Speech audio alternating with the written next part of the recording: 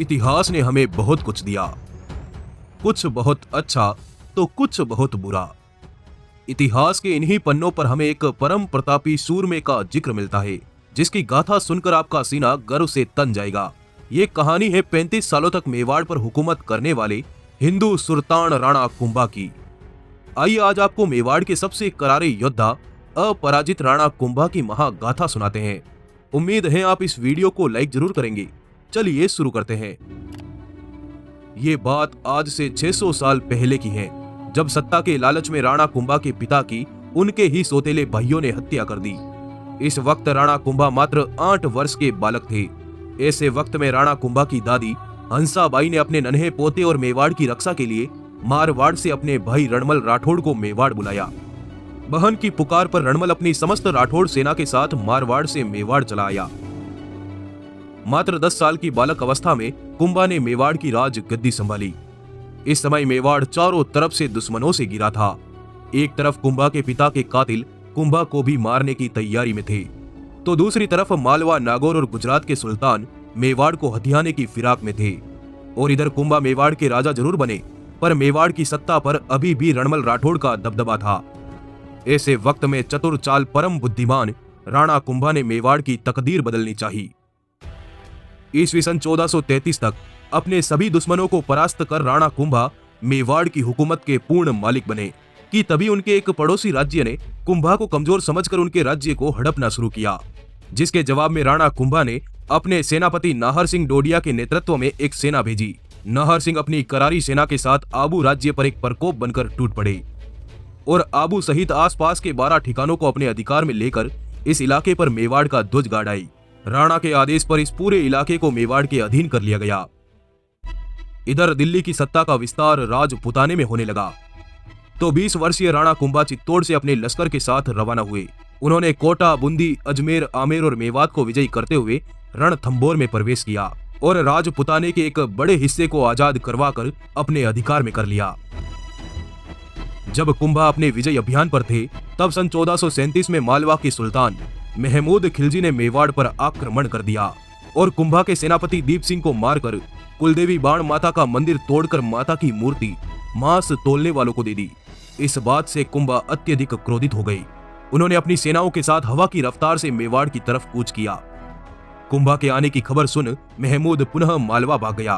कुंभा ने अपनी विराट सेना के साथ चित्तौड़ से सीधे मालवा की मुस्लिम सल्तनत में प्रवेश किया और सुल्तान महमूद पर धावा बोल दिया। भयंकर कत्लेआम मचाते हुए कुंभा ने मालवा की पूरी सल्तनत को तबाह कर दिया और सुल्तान महमूद को कैद कर चित्तौड़ ले गए।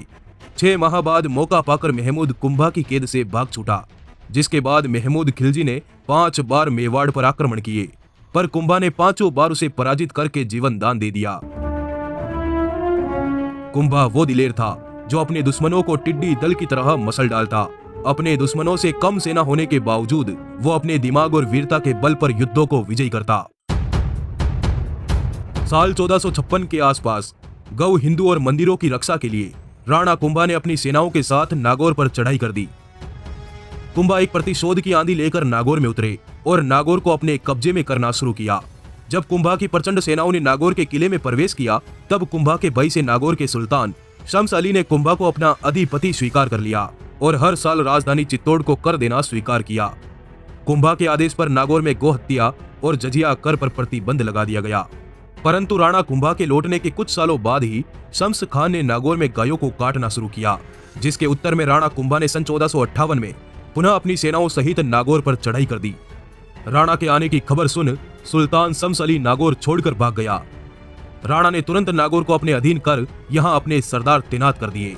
कीर्ति स्तंभ प्रशस्ति में लिखा है कि जब कुंभा अपनी विराट सेनाओं के साथ नागौर पहुंचे और कसाईयों द्वारा गायों को कटते देखा, तो कुंभा ने अपना आपा खो दिया। गुस्से से लबरेज कुंभा ने नागौर के किले को तुड़वा कर खाई भरवा दी। पूरे नागौर को चारागाह में बदलकर कुंभा ने शम्स अली को काट डालने की सौगंध खाई। इधर शम्स अली भागता हुआ गुजरात पहुंचा और गुजरात के सुल्तान कुतुबुद्दीन शाह से मदद मांगी। दिसंबर सन 1458 के आसपास गुजरात और नागौर की सल्तनतों ने संयुक्त रूप से मेवाड़ पर आक्रमण करने की योजना बनाई। कुतुबुद्दीन 2 लाख जंगी सवारों को लेकर मेवाड़ विजयी पर निकला। जब ये बात कुंभा को पता चली, तो उन्होंने कुंभलगढ़ के मैदान में सुल्तान की सेना को चारों तरफ से घेर लिया रणवीरों ने युद्ध भूमि में कोहराम मचा दिया। दो सुल्तानों की संयुक्त सेनाओं को राणा कुंभा ने पानी पिला दिया। इसी युद्ध में राणा कुंभा ने शम्स अली खान को दो हिस्सों में चीर दिया। राणा के इस प्रकोप को देख कुतुबुद्दीन अपनी सेनाओं सहित भागकर वापस गुजरात चला गया, जिसके बाद राणा कुंभा ने समग्र राजपूत राज्यों की सेनाओं को इकट्ठा कर सामूहिक रूप से गुजरात पर धावा बोल दिया। राणा की प्रचंड सेनाओं के समक्ष गुजरात की सत्ता ने घुटने टेक दिए। हर साल राजधानी चित्तौड़ को कर देने, गो हत्या बंद करने और मेवाड़ के दरबार में हाजिरी देने की शर्त पर सुल्तान को जीवित छोड़ दिया गया। इन लगातार युद्धों में विजय के बाद कुंभा का रुतबा आसमान छूने लगा। 4 दिशाओं में किसी अकेली सल्तनत में इतना साहस नहीं बचा कि वो कुंभा से अकेले मुकाबला कर सके। इधर मालवा का सुल्तान महमूद, जो 5 बार कुंभा से पराजित हो चुका था, उसे जब गुजरात के सुल्तान का हाल मालूम पड़ा तो अपनी सेनाओं सहित गुजरात पहुंच गया, जहां इन दोनों सुल्तानों के मध्य मेवाड़ के विरुद्ध एक संधि हुई। इस संधि के तहत पराजित सुल्तानों ने अपने संयुक्त लश्कर के साथ मेवाड़ की तरफ बढ़ना शुरू किया। ईस्वी सन 1456 ये वो काल था जब राणा कुंभा को मुस्लिम सुल्तानों ने चारों दिशाओं से व्यूह में घेर लिया। नागौर, मालवा, सिरोही, गुजरात, चारों दिशाओं से कुंभा पर एक साथ आक्रमण कर दिया गया। पर कुंभा जैसा तगड़ा हिंदू वीर, जिसने सभी द्रोहियों को दौड़ा कर मारा, इसी वजह से कुंभा को अपराजित हिंदू सुल्तान कहा गया। 1456 में बदनौर का युद्ध हुआ। कुंभा अपनी विराट सेनाओं के साथ रणभूमि में उतरा। इन मैदानों में राणा कुंभा ने सुल्तान की सेनाओं को अकेले पछाड़ डाला। 50 लाख रुपए दंड, 500 हाथी और 2000 घोड़े देने के साथ गुजरात और मांडू के सुल्तान को राणा के समक्ष नाक रगड़कर लौटना पड़ा। बदनौर के मैदान में सुल्तानों की संयुक्त सेनाओं पर विजय के उपलक्ष्य में कुंभा ने यहाँ मां भवानी का भव्य मंदिर बनवाया। इन करारी विजयों के बाद किसी भी सल्तनत ने राणा कुंभा पर आक्रमण करने का साहस नहीं किया, जिसके बाद राणा कुंभा ने मेवाड़ में 32 भव्य दुर्ग, 300 हिंदू जैन मंदिर और 2000 गौशालाओं का निर्माण करवाया।